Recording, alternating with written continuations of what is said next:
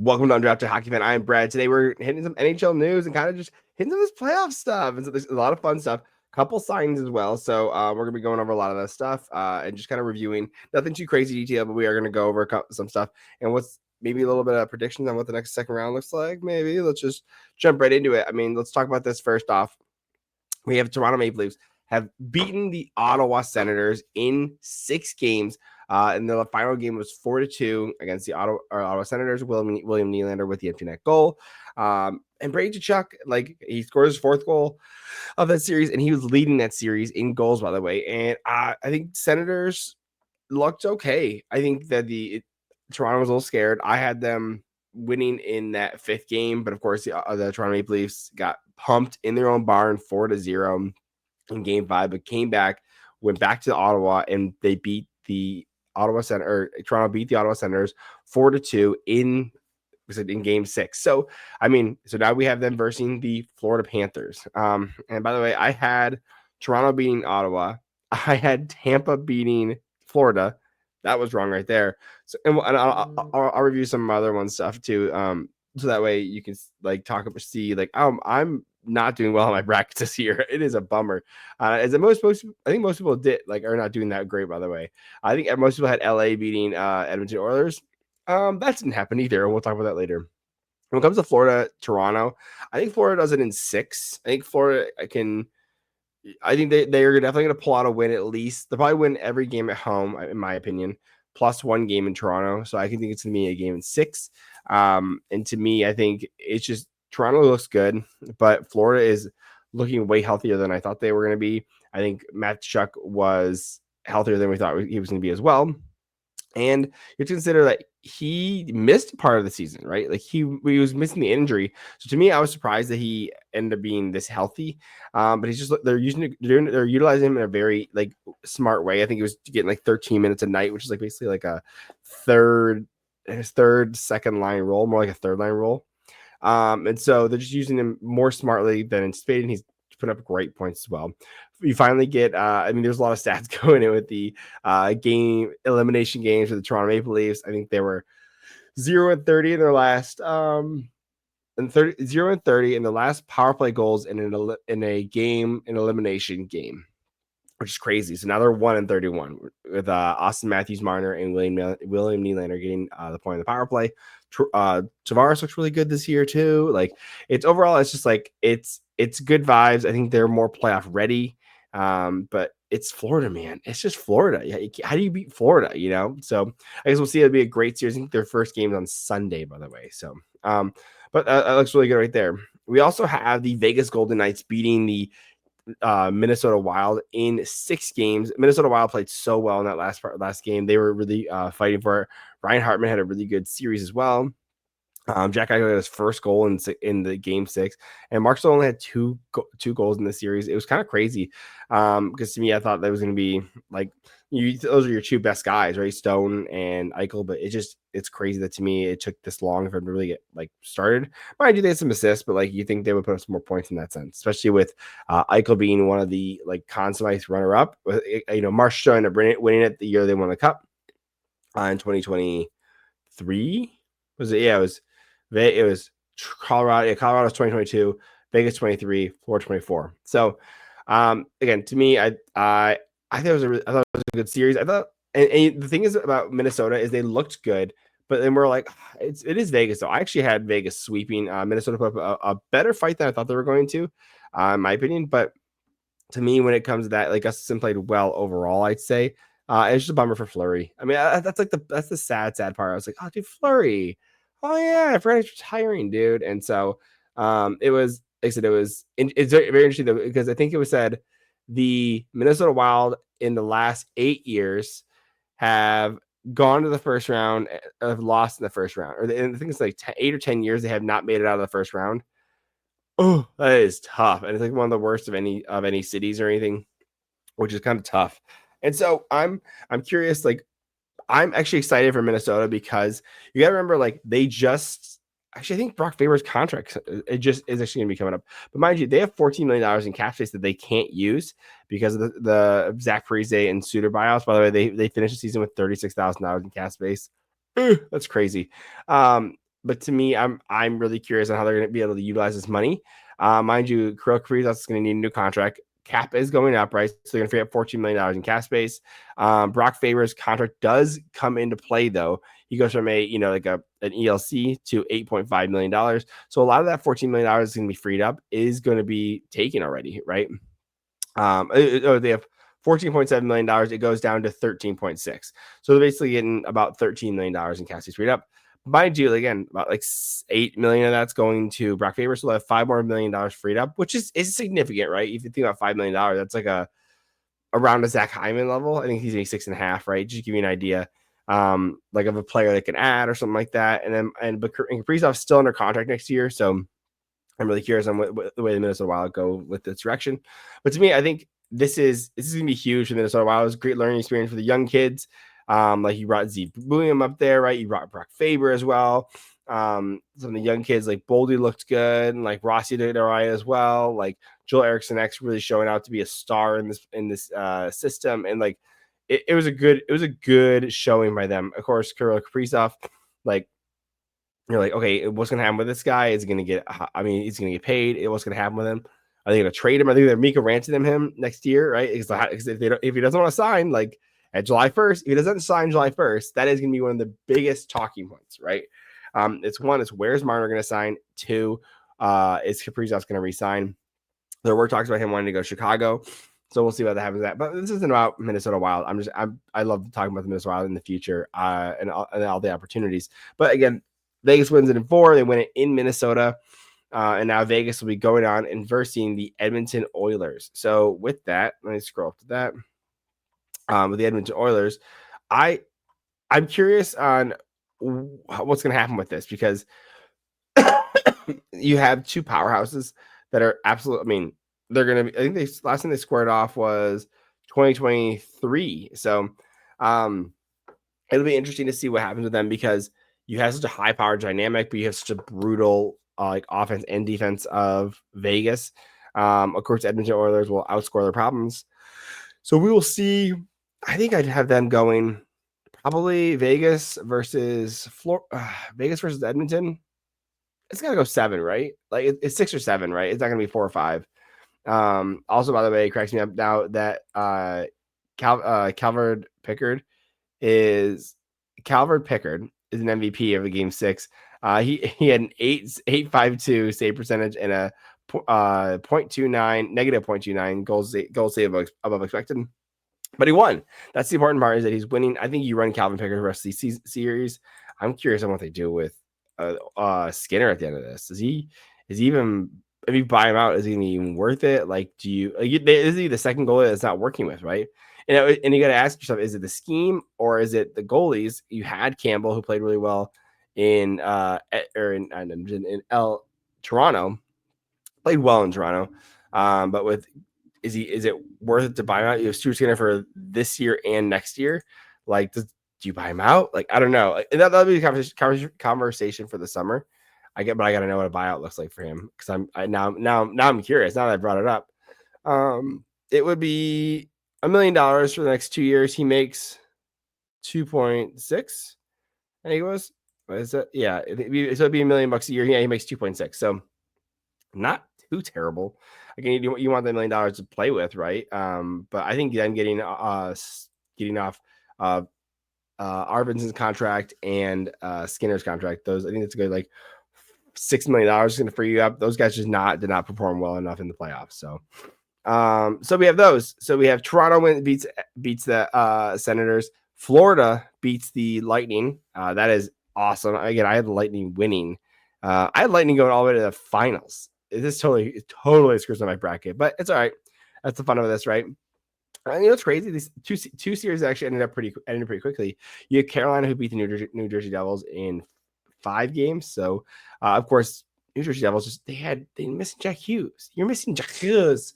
So, of course, you're going to and it's going to be tough. You're missing your first line center, right? Even though Edmonton's as good as they are, imagine they're missing McDavid. If Colorado's missing McKinnon, if Toronto's missing Matthews, like you need good center depth, and I think Hischier does a good enough job. But again, when you lose your first line center, it's tough. It's tough on any team, right? Imagine Red Wings without Dylan Larkin, Montreal without Nick Suzuki, like, is absolutely crucial for them to have that. It's not their year, but I think they played well. I think they want a little more out of Markstrom, but I think he is the goalie. So and you paid a first round pick for him, so for sure you gotta run him and everything. So a couple other things. So we got and then Washington, of course, beats Montreal. They beat them in 5, gentlemen sweep. To me, it really felt like, if you saw the podcast I did with Overtime Hockey Talk, we talked about how Washington felt like they were playing with their food.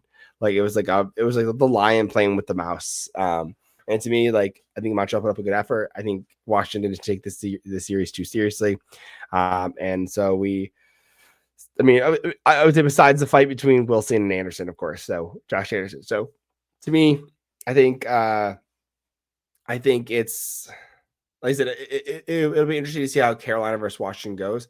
I'm curious. I think Washington does have really good vibes. Carolina has consistently lost in the second round pretty handily. I mean, they lost in the conference finals too against, I think, was it Florida last year or the year before. So to me, I definitely see Washington. Not definitely. I think Washington takes it. I think Washington's a little deeper. They got a little more fire, a little more energy, a little more hype with them. I think Logan Thompson is a better goalie than Andersen just went out. Andersen was out, right? And then Kochetkov was there too, right? But like Logan Thompson, I think is just a better goalie. I just like their depth better on Washington. So I think it goes to 6, 7. I'd say 7. I mean, they're pretty good teams too, right? You're not gonna get a sweep, probably not gonna get 5, but I think it goes to 7. And I got Washington going there. So then we have the we did the LA Kings. So we have Colorado Avalanche versus the Stars. I had the Colorado Avalanche winning in 7 because I love the story, and it's looking like it. We have a game tonight at 8:00, so I'm curious on how that ends up going. Definitely be watching it, of course, but I definitely see. I mean, I'm a Stars fan, right? Stars are my third favorite team. Red Wings, Sharks, Stars. They're the only ones I'm rooting for. But to me, I just thought the story of Landeskog coming back was too good. I'm a sucker for a narrative, and honestly, I can see the Netflix doc already of them hoisting the Stanley Cup with their captain coming back. He, like the last game he played before this year was the Stanley Cup Finals when they won the cup, and then he comes back 3 years later, over 1,000 days later, and then comes back and wins the cup with the team. I mean, that's like Disney magic, man. I could see that for sure. That'd be huge. So I'm about that. I think it'd be a lot of fun. And so I'm curious on where that goes. We also have Winnipeg versus St. Louis going to be happening as well. Why isn't Winnipeg winning? It's to me, it's a little crazy. Actually, there was a stat I just saw of the St. Louis Blues. It's one of the longest streaks, I think, is like hometown, or yeah. So NHL.com posts 15-game home winning streak, including playoffs. It's tied for the 4th longest in NHL history for a home streak. So, I mean, now they're going back to Winnipeg for Game 7. Hellebuyuk's been pulled 3 of those games. Do you start Hellebuyuk? I think, yeah. You ride in on the horse who brought you here, right? In this case, the horse was Hellebuyuk. Like, I think about when you think about, I mean, he was a Vezina winner, one of the best goalies he's having a hard time in the playoffs. I think it's all mental. I was talking to the Overtime Hockey guys about this, and they're like, what do you think the problem is with Hellebuyuk? I said, dude, I think he needs to drink a beer. I think he needs to relax. He knows what he's doing. Goaltending, if you overthink it, you get in your head. And so to me, I think he needs to have a beer, sit down, have some laughs with the boys, not his teammates either. I think he needs to have some friends out. I think he needs to fly his friends out. They need to have a couple beers, relax, hang out, have some laughs, do some duck calls, which I suppose that he loves doing. And so to me, I just think that's what I would do, right? Like think about it when you have a test or anything, like you can cram and study and everything, and it's good, but like sometimes you just need to relax, right? Let the creative juices flow, have a beer, man, like hang out, no shots, just a beer, just beers, like 4 tops, right? 4 tops, like a good head buzz, nothing too crazy. That's I think that would help him wonders. So, going to the next one. So we already just talked about Vegas and Vegas going against Edmonton. To me, can you believe LA lost? I'm still blown away. You have Darcy Kemper, who was Vezina finalist. Hellebuyuk's going to win. Vezina finalist, but to me, LA should have run away with this. There's no excuse of why they should have lost this. It's a little ridiculous. It's a little ridiculous that you guys lost this because you had some guys that were in great years, and you kind of just wonder, like, okay, it's been 4 years. You've lost to Edmonton 4 times. What else is there to do? Like, what else can you do? Like, I will say, I think the issue was when Coach Hiller, right, head coach Hiller, made that call. I think it was game 3 or game 4. It was 4-3. Evander Kane scores a goal, and it looks like it might be a goalie interference, or that he kicked, or he kicked it, or it looked like goalie interference. Either way, the video coach gives direction. Hiller makes a decision and decides to challenge that for goalie interference. And mind you, it's like 3 minutes left in the game. And it was once 4-3, now 4-4. Now you're going to try and challenge that goal. And if you miss, the Edmonton Oilers go on a power play with 2 minutes left. You want to take that risk that you potentially you have to be on the penalty kill with 3 minutes left in a game that you need to win. I would not have done that. And I think hindsight's 2020, of course, right? But like, you have to have, like, believe in your horses. Like, okay, yeah, guys, it's 4-4. It's a bummer, but let's ride it out. We can score. We've scored 4 goals on them already, right? That's the mindset you have to go with that. So to me, with that, they challenge it. They lose. It was a goal. So now it's 4-4. Edmonton's on the power play with 3 minutes left. 10 seconds in, Evan Bouchard bombs that goal. Now it's 5-4.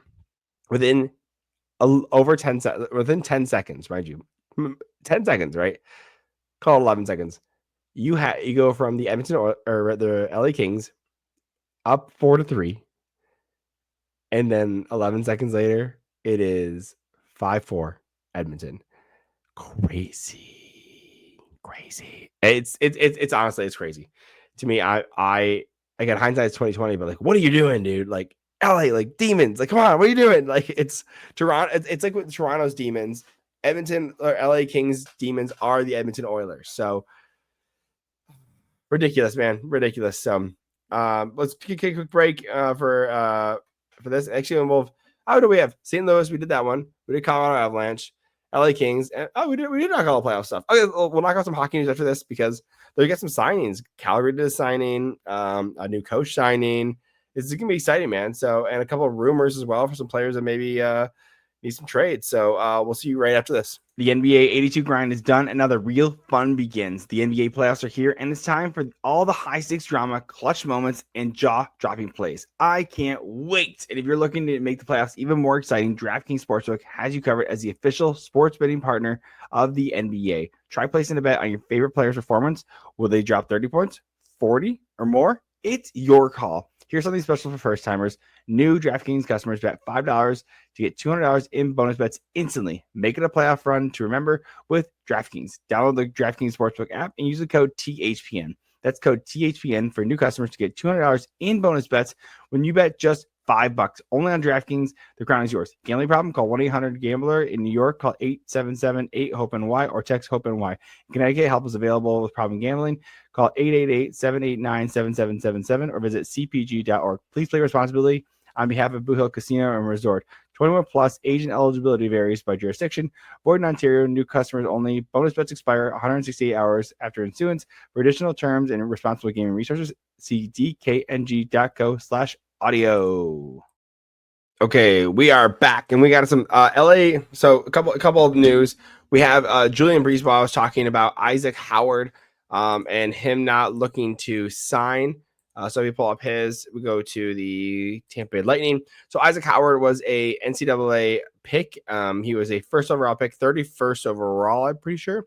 Let me pull up his. I'm on Puckpedia. He is not signed. Where are you at? Issac Howard. Yep. So if he goes to he doesn't sign by the end. By the end of next year, I think it'll be a free agent. So he is deciding to go back to Michigan State to run it back up with Trey Augustine at Michigan State. A first round pick in 2022. And in the NCAA, with Michigan State, 52 points in 37 games. Phenomenal. Year before that, he had 36 points in 36 games, again with Michigan State. At the World Junior Championship, the U20, he had 9 points in 7 games. Seven of those were goals as well. So this guy is definitely like, he wants to play. And I think on a team like the Tampa Bay Lightning, there might not be a spot for him because this guy is not a third line guy. He is absolutely a top 6 guy. So he wants to have a spot in this lineup where he can actually thrive. So if we look at if we look at where his position, he is a left winger, left shot, but he's also 5'11". So I think he wants the bonuses. Come on. Of course, he wants the bonuses here. So with that, let me pull this up. If you're looking at your lineup, the left wing currently is Jake Gensel, who signed a 7-year contract with the Lightning, and you have Brandon, who's in the first year of a 7-year contract, and then you have Brandon Hagel, who is in the first year of his 8-year contract. And then you look, okay, Nikita Kucherov, are you going to take him off the right side? No. Or you take Gage Goncalves? I guess he's got 20 points in 60 games. I don't know how he's doing. That was in the regular season. But to me, you have like an Oliver Bjorkstrand who you traded for. You have him for the next year as well. Like, there's just not really a spot for him that, like, it makes all the sense. Like, he's gonna get pushed down the lineup, be on a third line. He wants to play up on the top left wing. And to me, I'm biased, but I'm a Red Wings fan, and I would absolutely. And mind you, Tampa Bay Lightning made a trade with the Red Wings this year. They were the third party that held $1 million+ of Yanni Gourde's contract for a 4th round pick. So to me, I don't know if I'd set it first. I think that Red Wings first is worth too much. If I were them, I would send, because so basically, theoretically, this is what happened. This is why I think it's advantageous for the the Tampa Bay Lightning to trade him, but you have to get proper value, right? So if a guy doesn't sign, that's the funny angle. If he doesn't sign, then they get a compensation, basically a compensation pick, compensatory pick, because you drafted a guy, you're supposed to sign him. He didn't sign. So if you have a 1st round draft pick, I don't know how it is in the rest of the rounds, but if it's a 1st round draft pick and he doesn't sign, he goes to free agency, you get a 2nd round draft pick. So in the next draft. So instead of they use a 1st round draft pick for him, he didn't sign. That's a bummer. Whatever accentuating circumstances, but since he didn't sign, the NHL is like, okay, we're gonna give you a 2nd round pick because he didn't sign. Now it's like the lowest of the low 2nd round pick. So you basically take his draft position. So he was 31st overall. You add 32 teams, like 32 positions, and they would be receiving the 63rd draft pick. Yeah, 63rd 2nd round pick. So it's basically a high 3rd round pick or a super low. It's a super low 2nd round pick, but it's basically a high 3rd. And you're like, okay, are we going to get a player of impact that's going to be ready and available in the window that we want to be good in? Probably not. Like, even if you draft a guy with that 2nd round pick, is he going to be good enough to be on this team, be an impact? No. And Dylan Larkin talked about this too, how he's like, why don't we trade for anyone with the deadline? The 4th round pick that we draft, I'm not even going to be able to, probably not even be able to play with until he's here, right? You draft him at 18, takes like 3-4 years to develop. Larkin be 32 at that point, right? So Tampa Bay Lightning have to think about that with their age and the people that they have in their organization, and that they're in their window. They don't have as much time as they think they do. If you look at the guys, they made the trade with Sergachev. Relative. I like Sergachev better than Connor Geeky and all that stuff. I think they got good value back. Nikita Kucherov, 31 years old. Braden Point, 29, prime. Gensel, 30. Cirelli and Hagel, 26, 27. That's fine. Nick Paul's 30. You have Victor Hedman's 34. Ryan McDonough's 35. Like, this may need to be a retool. Even Vasilevsky, if you look at him, 30 years old. You might need to do a retool here, right?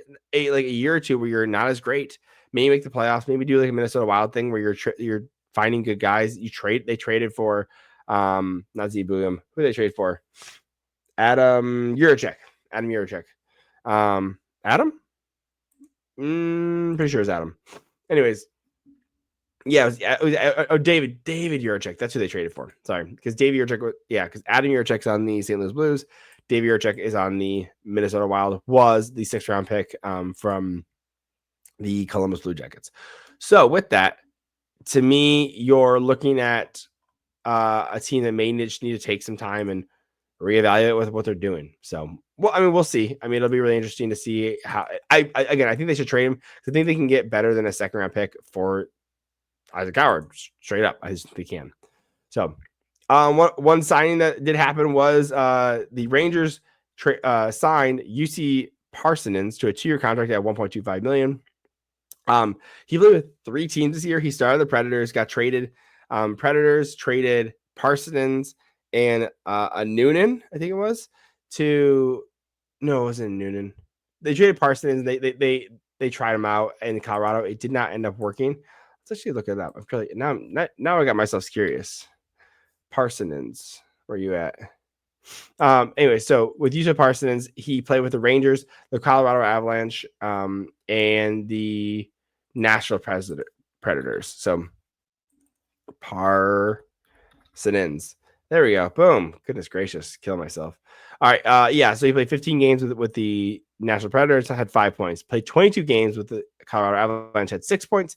Played 11 games with the Rangers and had 5 points. So if you look at the trades, oh yeah, Yusuf Parsons they traded out a 3rd round pick for him and Pavel Andre, a 24-year-old prospect, basically. Guy they weren't going to keep. And then again, he gets traded again to the Rangers because they're like, oh, well, it didn't work. Ad's like, hey, it didn't work. Okay. So they sent out Parsons, Calvin DeHaan, and a 2nd round pick as well as a 4th round pick to the Rangers for Jimmy Vesey, a prospect Hank Kampf, and then the big piece that they really wanted, Ryan Lindgren. I'm curious if they end up signing him. He only had 19 points in 54 games, but that's really not his goal. He's more of a defenseman. So we'll see how that ends up happening. But speaking of the New York Rangers as well, guess what they signed? They signed Mike Sullivan as a goalie or as the head coach. I believe it was a 5-year contract. They did. I don't think he finishes it out because I think the owner, not Chris Drury, is the GM. But to me, I think that it's just that New York has such high expectations that I think that we're not going to see him finish that contract, which is not uncommon of coaches. There's they're there for like 2.5 years, I think, is the normal coaching lifespan with the team. So, side note, the Jim Rutherford's quote says, if Quinn Hughes doesn't want to stay in Vancouver by the 2027 trade deadline, the Canucks will, quote, have to do something. So it is very interesting. We know Jim Rutherford has been having some crazy quotes. He said that we know Quinn Hughes wants to play with his brothers. So he basically was like, oh, well, I guess we could trade for them. You're going to trade for Jack Hughes and Luke Hughes. Give up the farm. You give up you have to give up everything, right? It is much more likely that the Quinn Hughes goes to the New Jersey Devils. I hope they come back to Michigan, go to Detroit, please. But to me, I think it's more likely. I mean, you're trading one superstar athlete over a superstar athlete and a up and coming star. It just makes a lot more sense for Quinn Hughes to go.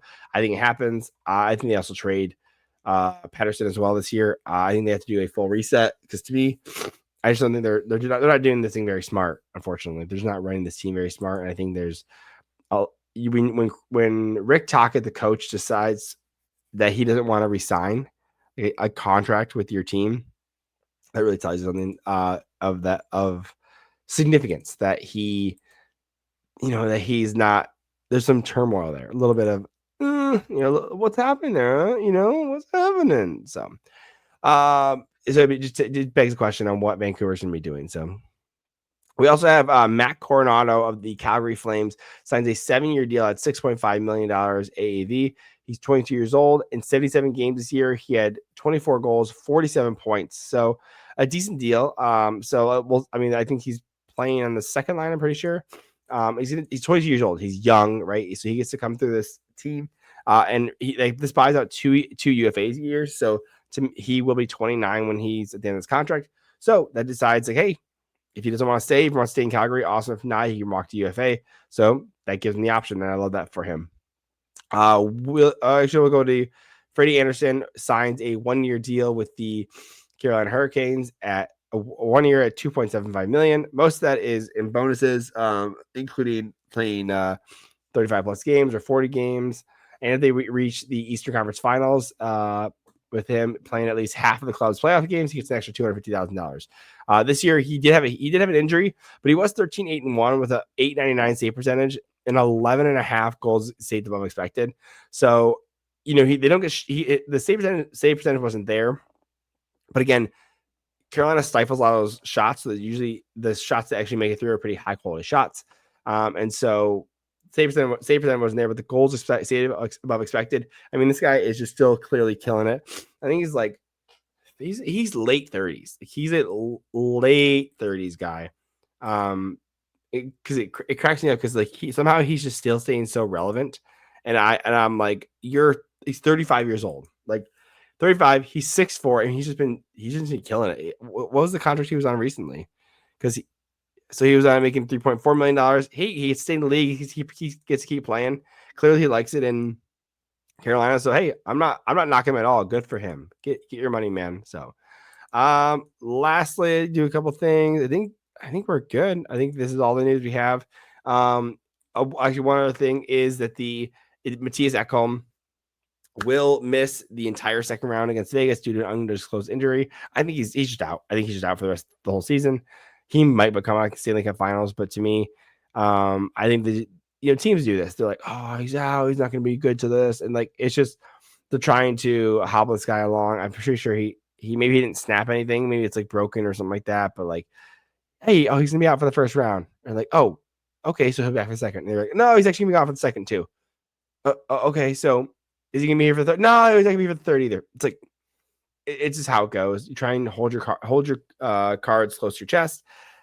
So be curious if he ends up coming back at all. I don't know if he will, but let me know what your thoughts are. Hit like, subscribe. I really appreciate you guys stopping in. Thanks. It's been a minute. Like I said, I'm happy. I'm excited to do more videos and everything, more collaborations, and maybe some live streams with the Hockey Podcast Network. So I want to thank them for sponsoring the video and DraftKings as well. And I love you guys. I'll see you in the next one. Bye.